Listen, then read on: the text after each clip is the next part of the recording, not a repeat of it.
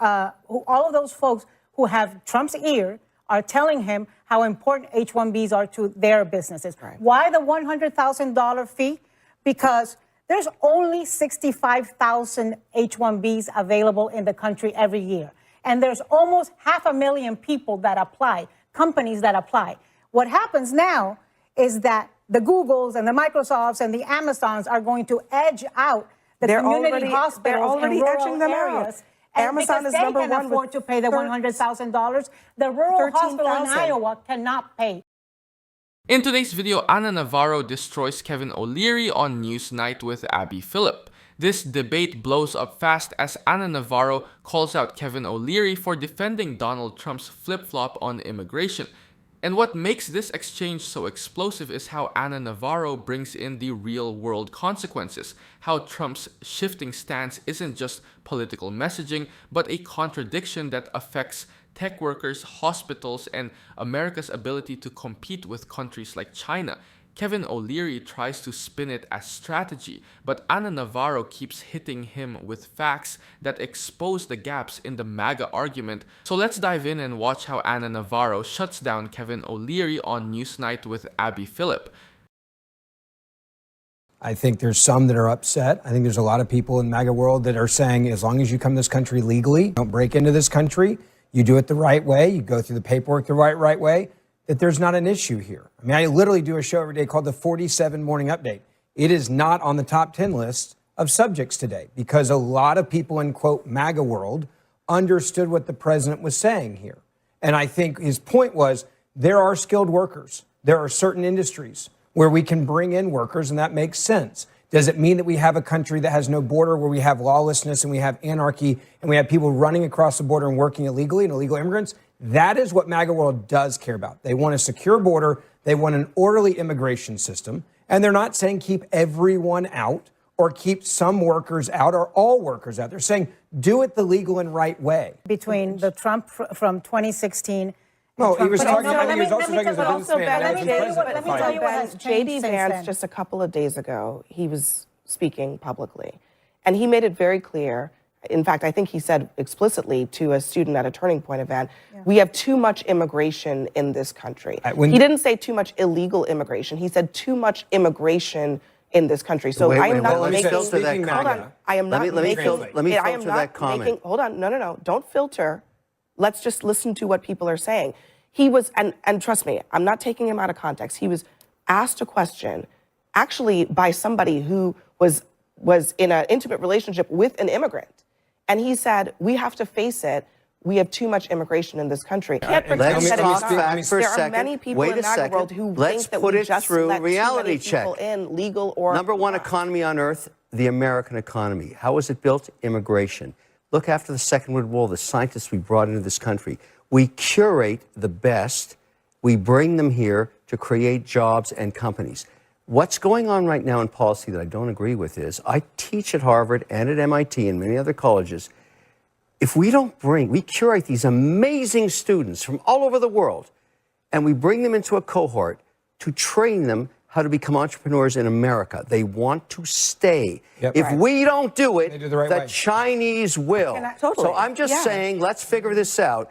Do we want the Chinese to train them, or do we want them? We want them, every single one of them, to stay here, and I want them to get their passports, and their families get passports, they'll create jobs, and I will invest in them. Every single one of them. Can I just ask a real quick question? $100,000 per H-1B. Does that make sense to you? It's nuts. That's a crazy idea. Okay, let me explain to you about the $100,000, and let me explain to you why Donald Trump has changed his tune on H-1Bs. What makes this exchange so fascinating is how Abby Phillip is tapping into something that goes way deeper than just the talking points. Because the way Ben Ferguson and Kevin O'Leary framed this, legal good, illegal bad, MAGA just wants order, completely ignores the actual numbers and the actual policies shaping immigration in the US right now. For example, when Ben argues that MAGA simply wants legal immigration done the right way. That doesn't line up with what many prominent figures in the movement openly support. The Heritage Foundation and the Center for Immigration Studies, two of the most influential policy shops on the right, actively push for reducing legal immigration by 30 to 50%. And Project 2025, the big conservative blueprint, literally calls for cutting multiple worker visa categories altogether. That's not about border security, that's about shrinking the legal pipeline entirely. Abby's point hits harder when you remember the economic reality. The US has 10 million unfilled jobs, and in STEM fields alone, there are 2 vacancies for every one qualified American worker. Meanwhile, China is aggressively recruiting global talent. They're offering 6-figure grants, housing, and guaranteed research funding. If America says we have too much immigration, China will happily take every engineer, researcher, and medical specialist we turn away. And Kevin O'Leary's whole entrepreneurship pipeline argument actually supports Abby more than he realizes.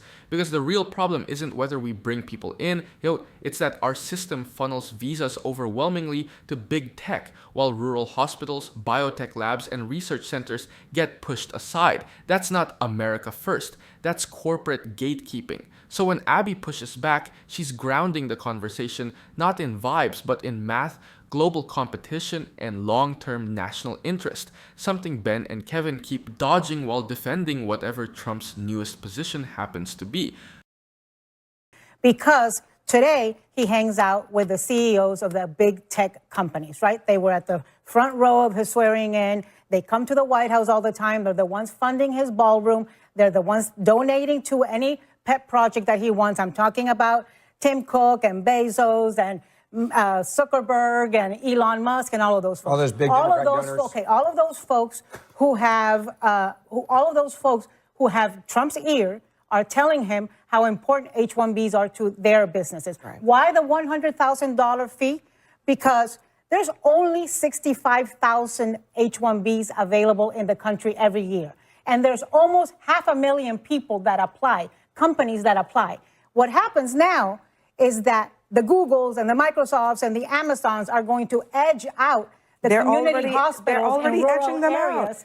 Amazon is number one. They can afford to pay the $100,000. The rural hospital in Iowa cannot pay. They're already edging them out. The 13,000 H-1Bs in 2025 so far have gone to Amazon. Meta is behind at 6,000. Microsoft, Tata, Google, Apple, Walmart. By the way, if you want, so before the 100,000, everybody was competing on an even field. Let me raise one more thing about this.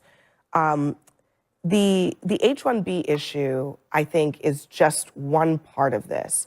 I think Trump is also trying to spin this now to make it as if it is not actually about the Amazons, the Metas, the Microsofts. Here is Scott Bessent, the Treasury Secretary, talking about who, according to him, is coming in via these H-1B visas, and we'll talk. I think the president's vision here is to bring in overseas workers where these jobs went. Who have skills. Who have the skills, 3, 5, 7 years to train the U.S. workers. Then they can go home. The U.S. workers fully take over. So do you understand the concern that some people have? Hey, an American could have that job. Why you give it to a guy from But an India or American China? can't have that job. So because, it's specific skills. Because we haven't built ships in the U.S. for years. We haven't built semiconductors. So this idea of overseas partners coming in, teaching American workers, then returning home, that's a home run. So, a couple things about that. First of all, the hand-holding was amusing in that clip. But the H-1Bs right now are not going to shipbuilders. Because we don't build ships here. Well, yeah, I mean, but also that's why because they're not if you're building ships for the U.S. military, you're probably not doing it on an H-1B. That's the first thing. But the second thing is they're trying to sort of like shoehorn this policy into their tariff policy, and it's really not that. I do think the H-1B program needs some attention. It needs some degree of reform. Abby, do you but want the but it next seems- Einstein to come to America or to Shanghai?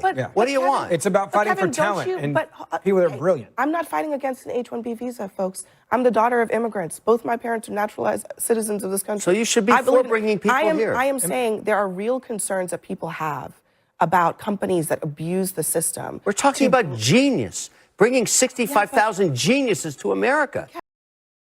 What makes this whole exchange so revealing is how Anna Navarro and Abby Phillip are pointing at a problem that's been sitting in plain sight for years.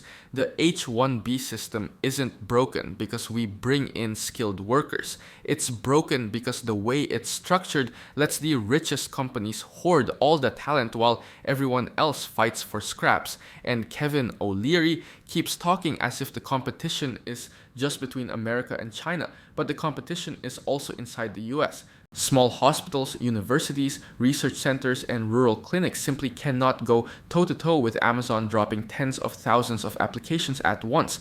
Just look at the numbers. Nearly 70% of all H-1B visas go to just a handful of tech giants. Rural medical centers in states like Iowa, Mississippi, and Kansas have documented shortages of physicians that stretch years because they get squeezed out of the lottery. And while Kevin frames it as bringing in the next Einstein, the irony is that the current system actually prevents the next Einstein from coming here if they happen to want to work in biotech, medicine, or clean energy, fields that collectively receive less than 10% of all H-1B allocations, despite being critical to national security and public health.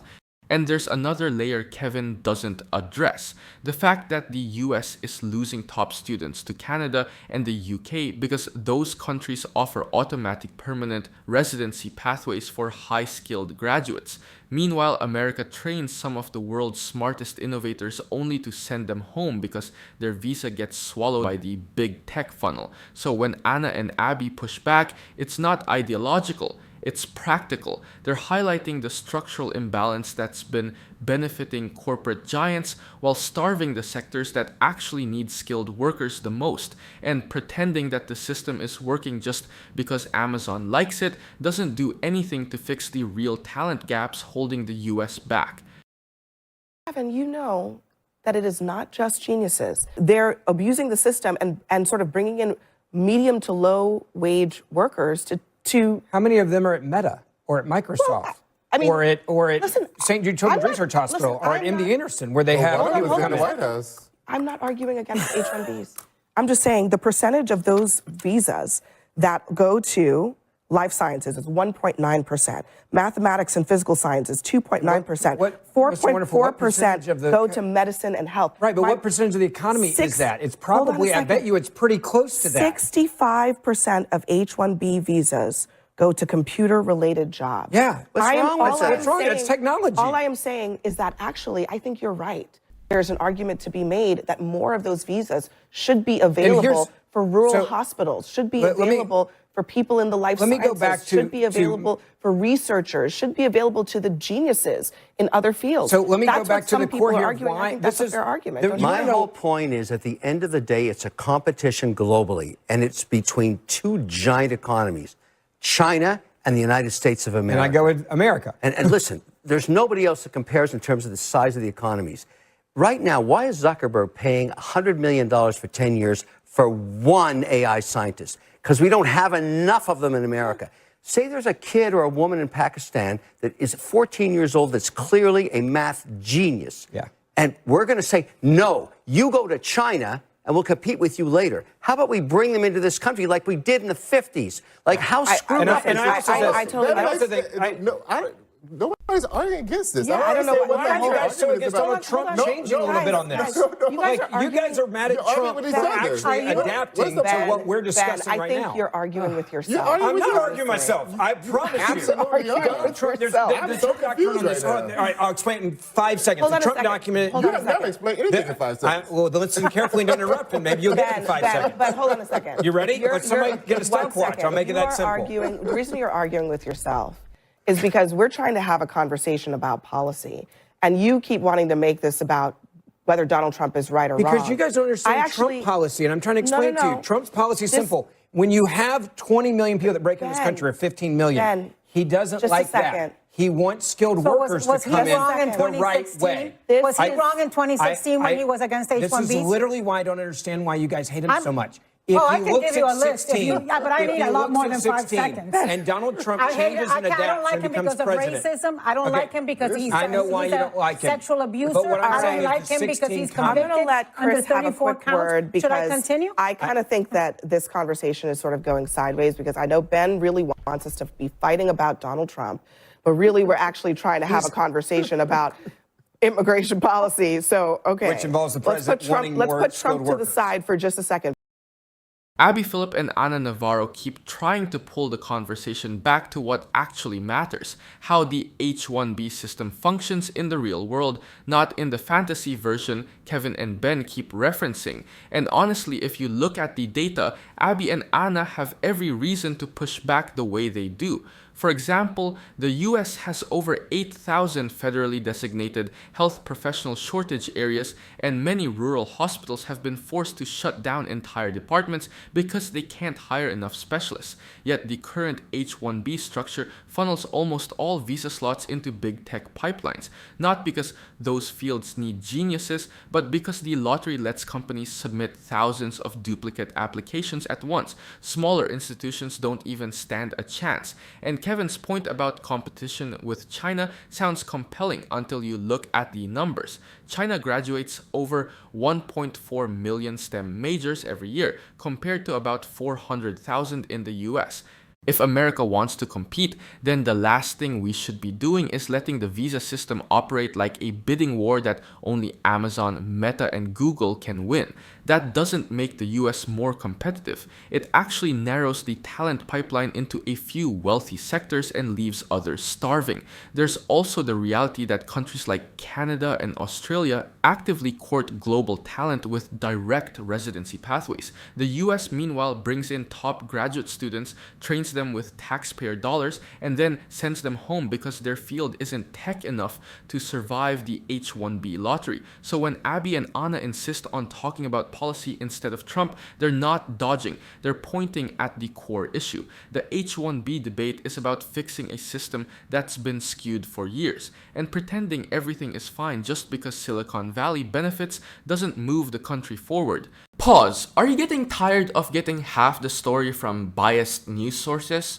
One outlet says one thing and another says the complete opposite. How are you supposed to know what's actually true? That's where ground news comes in. It lets you compare how different media outlets, left, right, and center, are covering the same story. So you can see the full picture instead of just the echo chamber. And here's the best part. Click the link in the description and get 40% off the Vantage tier, which gives you even deeper insights into media bias and political trends.